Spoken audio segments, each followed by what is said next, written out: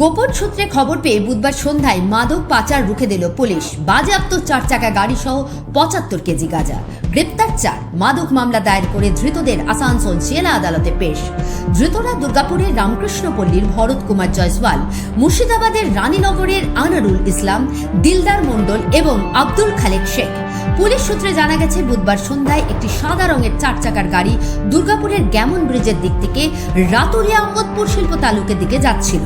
গোপন সূত্রে খবর পেয়ে কোকোভেন থানার পুলিশ ওই রাস্তার মাঝে নাকা চেকিং শুরু করে। আটকানো হয় সাদা রঙের গাড়িটি। গাড়ির ভেতর তখন চালক সহ 4 জন ছিল। ডিকি খুলেই দেখেন 3টি ট্রলি ব্যাগ এবং 3টি কালো ব্যাগ। সেগুলি খুলতে পুলিশের চোখ কপালে ওঠে।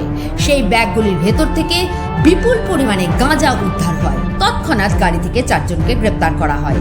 বাজেয়াপ্ত করা হয় প্রায় 75 কেজি গাঁজা, যার বাজার মূল্য আনুমানিক প্রায় 10 লক্ষ টাকা। মুর্শিদাবাদের রানীনগরের 3 জন উড়িষ্যার বারপল্লী থেকে ট্রেনে চাপিয়ে ধানবাদ হয়ে দুর্গাপুর স্টেশনে এসেছিল। তারপর সেখান থেকে বেনাচিরির রামকৃষ্ণপল্লীর ভরত কুমার জয়সওয়াল 4 চাকার গাড়ি নিয়ে আসে এবং সেই গাঁজা কিনে 4 চাকার গাড়িতে করে 4 জন মিলে রাতুরিয়া অঙ্গদপুরের রাস্তা ধরে ওয়ারিয়ার দিকে যাচ্ছিল। সেখানেই পাচারের কথা ছিল, কিন্তু তার আগেই তারা ধরা পড়ে যায়। ধৃতদের বিরুদ্ধে মাদক মামলা দায়ের করে বৃহস্পতিবার আসানসোল জেলা আদালতে পেশ করার জন্য পাঠায় কোকোভেন থানার পুলিশ।